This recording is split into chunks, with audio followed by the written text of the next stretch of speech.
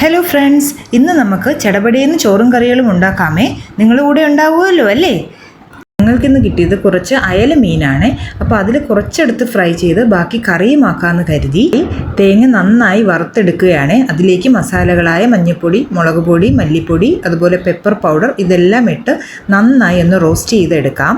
അതിലേക്ക് കുറച്ച് കുഞ്ഞുള്ളി ഞാൻ ഇതുപോലെ ആഡ് ചെയ്യുന്നുണ്ട്. ആഡ് ചെയ്ത് അത് നന്നായി റോസ്റ്റായി വരുന്നത് വരെ നമുക്കൊന്ന് ഇളക്കി യോജിപ്പിക്കാം. കൂട്ടൊന്ന് ആറിയതിന് ശേഷം നമുക്ക് ഒന്ന് മിക്സിയിലിട്ട് നല്ല പേസ്റ്റ് രൂപത്തിലാക്കാം. അതിനായിട്ട് ഞാൻ കുറച്ച് പൊടി ഇട്ട് കൊടുക്കുന്നുണ്ട്. പിന്നെ നമ്മുടെ റോസ്റ്റ് ചെയ്ത് വെച്ചിരിക്കുന്ന കൂട്ടും അതിലേക്ക് ആഡ് ചെയ്ത് നല്ല പേസ്റ്റ് രൂപത്തിൽ അരച്ചെടുത്തു.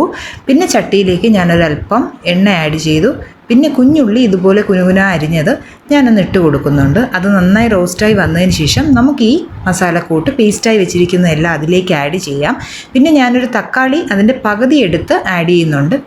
അതിലേക്ക് ഒരു പച്ചമുളക് നെടുകെ കീറി അതും ആഡ് ചെയ്യുന്നുണ്ട്. ഇതിനിടയിൽ തന്നെ ഞാൻ ഫ്രൈ ചെയ്യാനുള്ളതെല്ലാം സെറ്റാക്കി ഫ്രീസറിൻ്റെ അകത്തൊഴുക്കി വെക്കുന്നുണ്ട്. അപ്പം നല്ല സെറ്റായിട്ടിരിക്കും. പിന്നെ നമുക്ക് നല്ല തിള വന്നതിന് ശേഷം മീനെല്ലാം ആഡ് ചെയ്തൊന്ന് മൂടി വെച്ച് വേവിച്ചെടുക്കാം.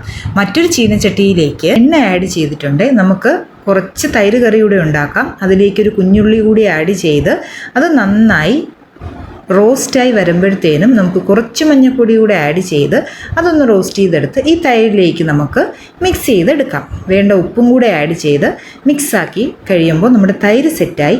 അതേ ചീനച്ചട്ടിയിലേക്ക് തന്നെ ഞാൻ തോരന് വേണ്ടിയിട്ടുള്ള കാര്യങ്ങൾ കൂടെ ഇട്ട് കൊടുക്കുന്നുണ്ട്. മറ്റൊരു ഫ്രൈയിങ് പാനിലേക്ക് നമ്മുടെ ഫിഷ് ഫ്രൈയും കൂടെ റെഡിയാക്കി എടുക്കുന്നുണ്ട്. ഇത്രയായപ്പോൾ നമ്മുടെ ചോറെല്ലാം റെഡി ആയിട്ടുണ്ട്. ഇനി നമുക്കിത് സെർവ് ചെയ്യാം. വളരെ പെട്ടെന്ന് ചെയ്തൊരു ലഞ്ച് പ്രിപ്പാണേ. അപ്പോൾ ഇഷ്ടപ്പെട്ടാൽ കമൻറ്റ് ബോക്സിൽ നിങ്ങളുടെ അഭിപ്രായം പറയണേ. പിന്നെ ഈ ചാനൽ ആദ്യമായി കാണുന്നവരുണ്ടെങ്കിൽ ഒന്ന് സബ്സ്ക്രൈബ് ചെയ്ത് സപ്പോർട്ട് ചെയ്യണേ.